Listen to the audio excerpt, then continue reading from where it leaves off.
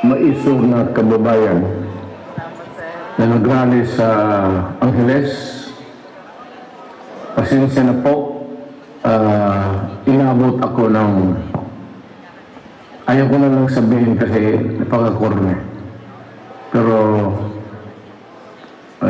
retired na kasi ako at yung pera ko, meron ako, may retirement ako, pero pinupusto ko lang.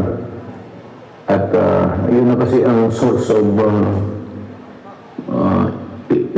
existence ko. Sorry, hindi ako nakapunta, pero I would like to congratulate you for your gesture to show to the country and to the world that may damdam tayo. Hindi tayo galit kay Marcos o hindi tayo galit sa gobyerno. May damdam na pinapalabas natin. But this should be as good as any other time to tell the president, the military, the police, and all, na hindi kami yung subversive na gusto namin tumbahin ang gobyerno, paalisin si Marcos.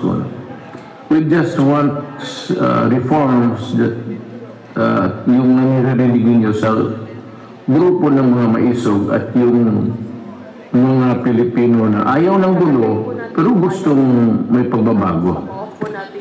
Yan lang naman po. At congratulations sa inyo. Yan lang ang habol natin. At yan lang ang hamon ko sa gobyerno. Wala ng iba. Walang interesado patalsikin si Marcos, walang interesado sa gobyerno na patumbahin mo.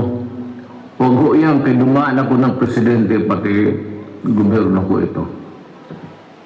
So, para just to erase now. But, we will ask that we will be heard from time to time so that government would know what the sentiments of the people are and whether the sentiments are not totoo man o hindi.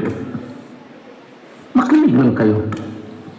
Total kung mali, hindi sabihin ninyo, kapag mali, wala naman kaming magawa. Sabihin niyo tama, wala rin kaming magawa.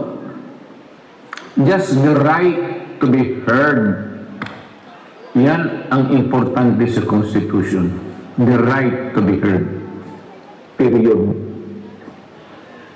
Maraming salamat.